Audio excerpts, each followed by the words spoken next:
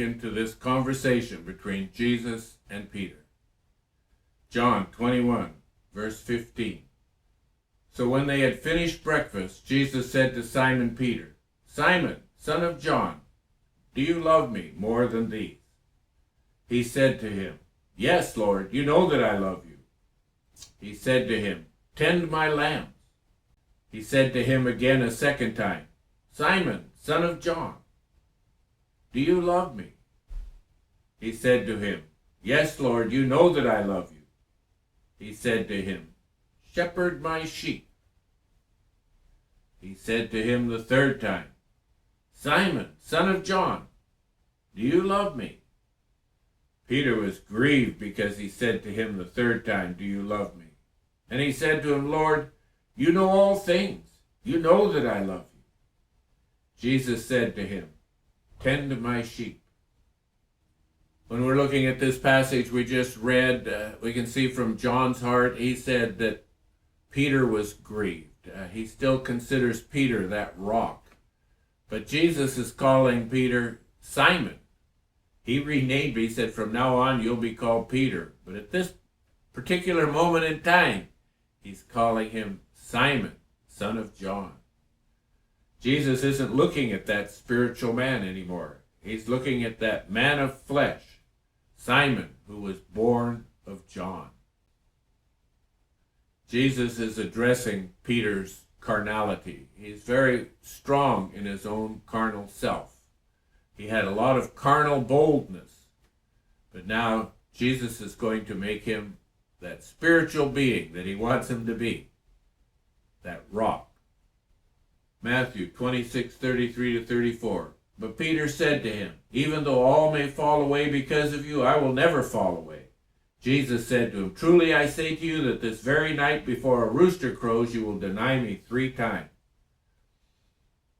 How much more evidence do we need? We know the story. We've studied it. We've just gone through the whole Gospel of John. Peter has proclaimed that he stands with Jesus more than all of them. He loves Jesus more than all of them. He'll be there. So Jesus starts out his questioning with, do you love me more than these? He didn't ask Peter if he loved him, but if he loved him more than all these others. I don't usually like to go into using the Greek original words, but here I don't know what seems to need a little bit of a definition. The Greek word that Jesus is using for love is agapeo. Strong's definition is to welcome, entertain, to be fond of people, to love dearly.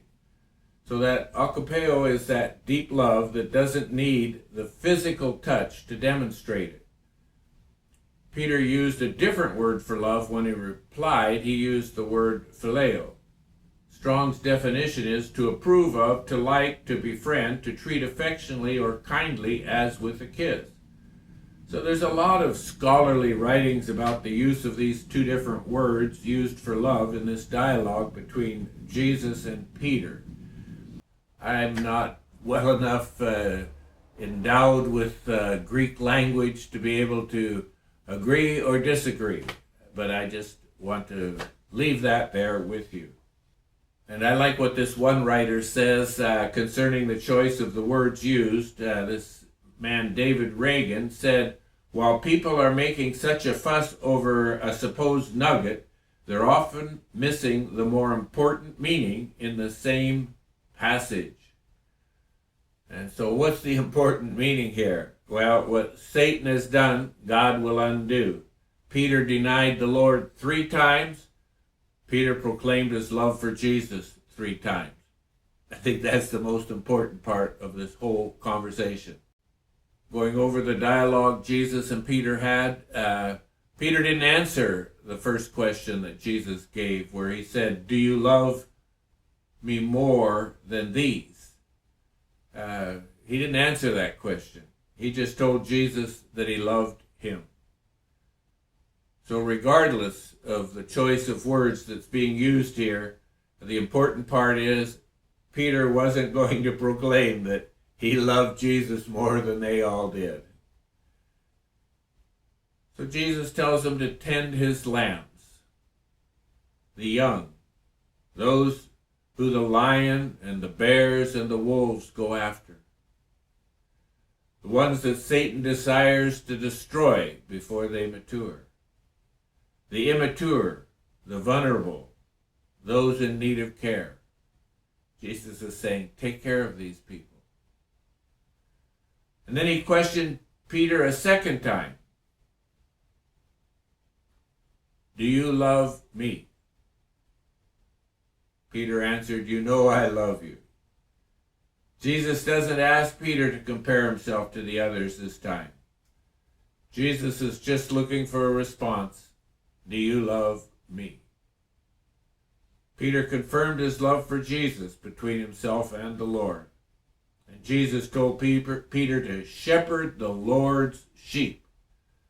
So important. So many times I see people, they think that those sheep are theirs.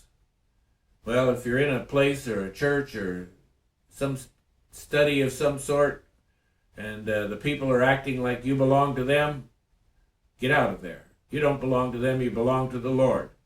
They're to be treating you as the Lord's sheep, and they're helping to nurture the Lord's sheep. They're helping you to grow in the grace and the knowledge of the Lord Jesus Christ. They're not bringing you onto themselves. Then Jesus asks a third question. Do you love me? Some scholars say this was Jesus loving Peter by using the word phileo. Peter was grieved by being asked the third time. He answered, Jesus, you know all things. You know that I love you. He knew that Jesus knew his heart. He knew that Jesus knew he loved him. Psalm 100 verse 3 says, know that the Lord himself is God. It is he who has made us, and not we ourselves. We are his people, and the sheep of his pasture. Jesus has given Peter that full responsibility to see that proper spiritual nutrition is available for God's people. Jesus has fully restored Peter to that position of apostle. Peter's a changed man. It's no longer Peter, the great leader, but it's Peter who hears the words of the Lord. Philippians 4:13. I can do all things through Christ who strengthens me. John 21:18-19. Truly, truly, I say to you, when you were younger, you used to gird yourself and walk wherever you wished. But when you grow old, you will stretch out your hands, and someone else will gird you and bring you where you do not wish to go. Now this he said, signifying by what kind of death he would glorify God. And when he had spoken this, he said to him, follow me. Jesus has told Peter that when you were young, you girded yourself and you went wherever you want. But when you grow old, you're going to stretch out your hands and someone else will gird you and bring you where you do not wish to go. And he was speaking of the death which he was to suffer. Church history books have that Peter was crucified. In AD 232, Origen wrote that Peter was crucified head downwards. There's no earlier writings to substantiate that, but it's kind of been accepted. Early writings tell of Peter's martyrdom by crucifixion under Nero in about 64 AD. Peter, knowing what was to come by serving the Lord, he continued in the faith. He didn't say, well, let me step away now, maybe I can avoid that. He was going to follow Jesus. Peter never again decided to go fishing, but he followed Jesus. John 21, verse 20. Peter, turning around, saw the disciple whom Jesus loved following them, the one who also had leaned back on his bosom at the supper, and said, Lord, who is the one who betrays you? So Peter, seeing him, said to Jesus, Lord, and what about this man? Jesus said to him, if I want him to remain until I come, what is that to you? You follow me. Therefore the saying went out among the brethren that the disciple would not die, but yet Jesus did not say to him that he would not die, but only, if I want him to remain until I come, What is that to you? This is the disciple who is testifying to these things and wrote these things, and we know that his testimony is true.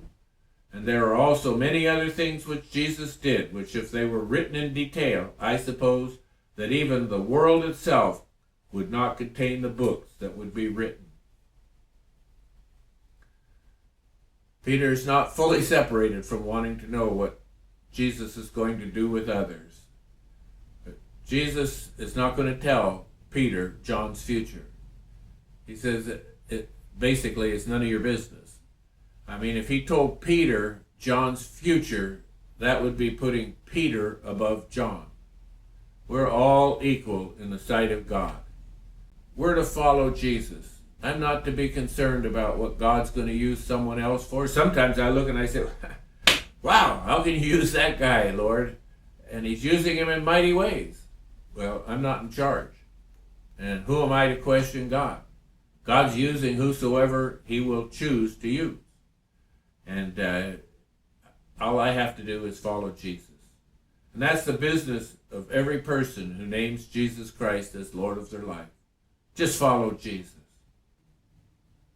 How did John die? Well, researchers from various sources, including Fox's Book of Martyrs, have stated that Emperor Domitian had John boiled in oil for being a Christian.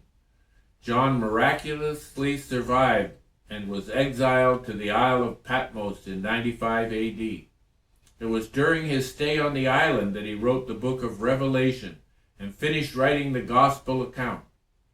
Domitian died in 96 AD, and the next emperor released John.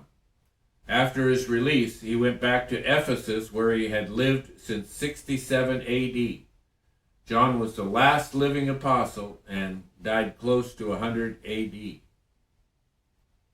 John ends this book saying that he is telling the truth, but he's left out many things, that if I wrote them all, even the world couldn't contain them. But he's written enough that we might know that Jesus is God who came in the flesh, and that believing in his name, we should have life and life eternal.